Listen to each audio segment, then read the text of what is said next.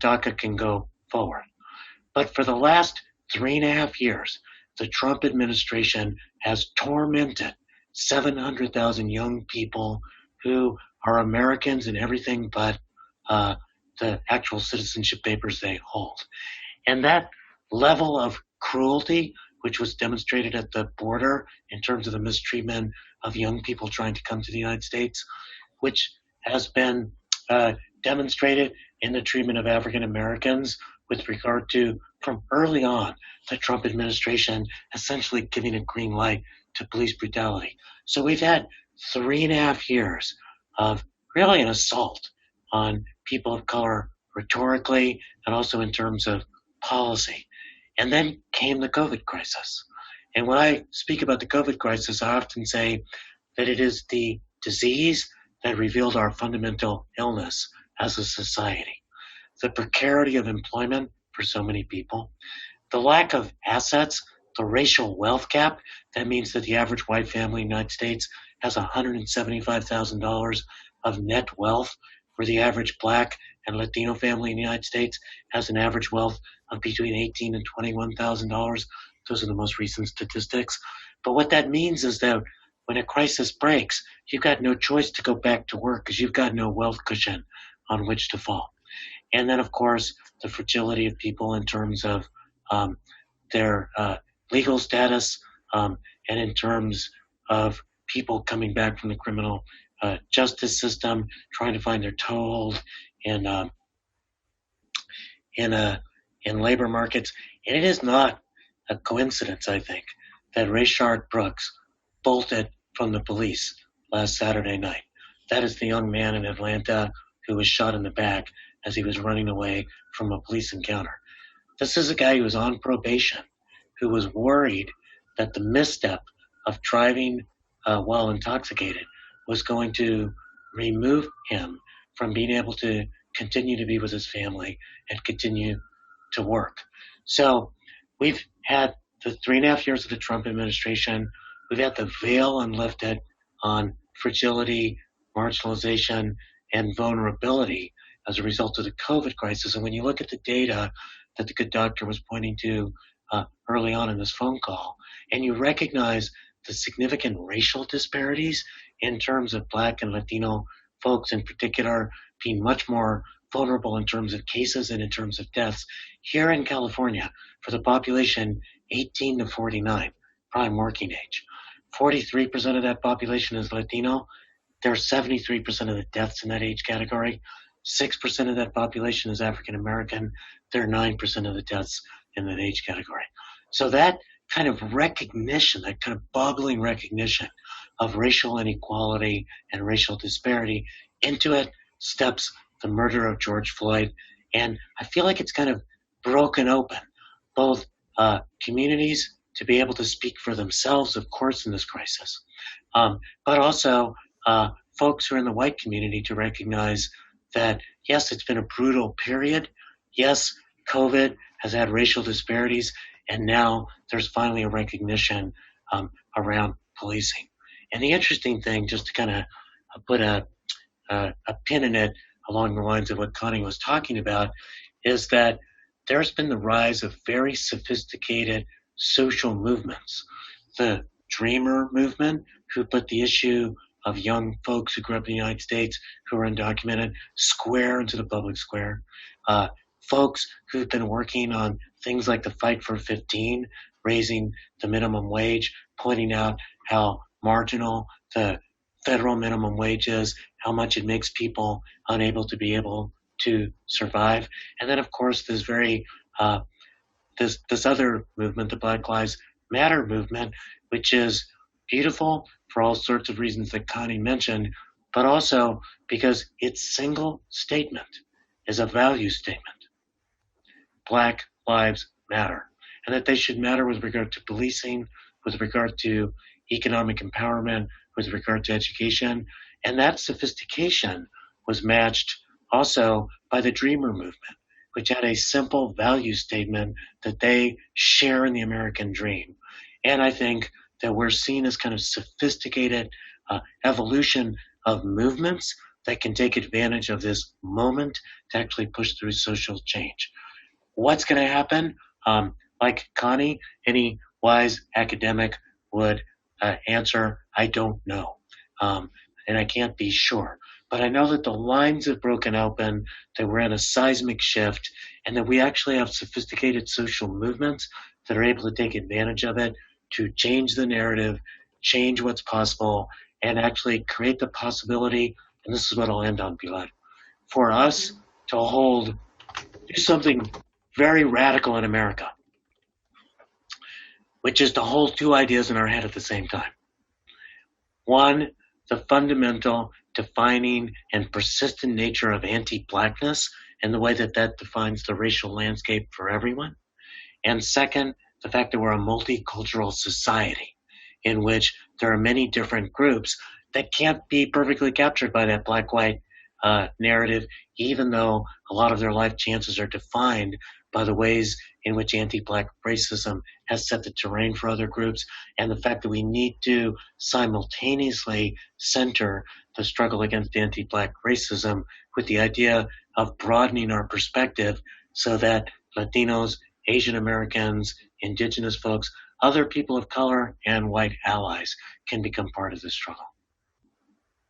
Thank you, Manuel Pastor. I don't want to let you go, move on without asking you to elaborate a little bit about what the impact of the decision on DACA is and whether or not you believe this is also a moment when we can foresee immigration reform in the near future.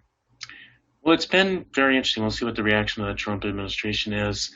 There seem to be some noises today about trying to find another way to go ahead and deny DACA. But this is an incredible tribute to these young activists who changed the political calculus. Because frankly, I think what John Roberts is the most interested in, the Chief Justice of the Supreme Court, is the viability of the Supreme Court as an institution in touch with the sentiments of America. And I think that's part of the reason why he found a way to ruling in favor of DACA. I think the other thing that this has shown, there's about 74% approval for DACA becoming permanent, and that obviously is bipartisan and actually also quite, it's not just Latinos and Asians, but African Americans and whites and Native Americans, whose numbers are often not shown in the polls, who are supportive of this sort of a thing. And interestingly, in the last 3 years, the public favorability in polling around immigrants has actually moved more in the favor of immigrants than it was at the start of the Trump administration. I think with the Trump and I've been really surprised, perhaps, that as Trump has tried to pull out all of the sort of racist dog whistles of the past about looters and law and order, it's just not working any longer. It's not working with young millennials of any racial group. It's not working with businesses.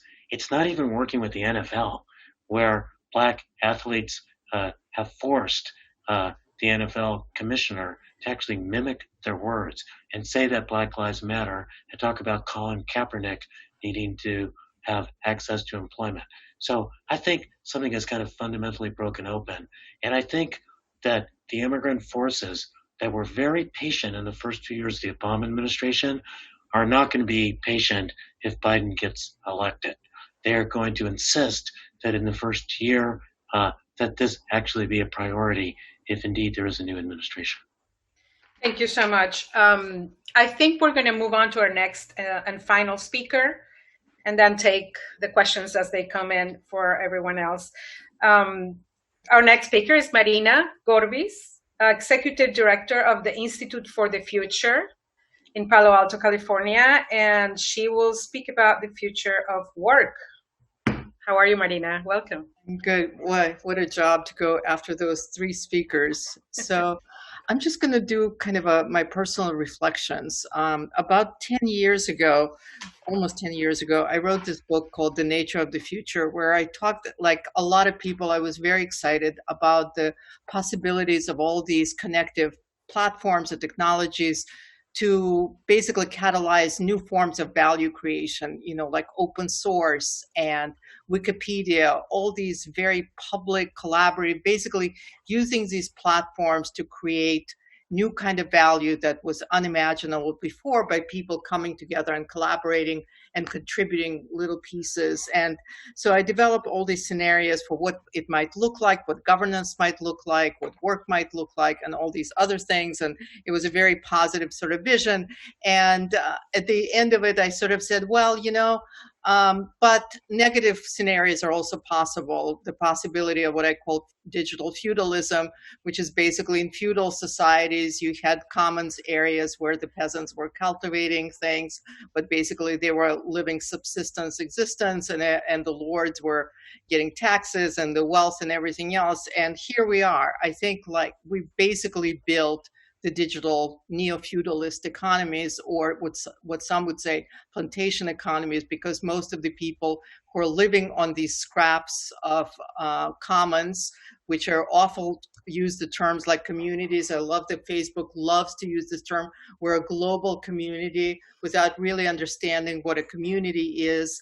So basically where we've gone is all these promise of these commons creating an incredibly positive platforms and technologies been converted into actually reinventing feudalism or plantation economies. So I've been doing a lot of reflections, obviously, in this moment, like what happened? Why did this happen? And obviously, just having technologies was not enough.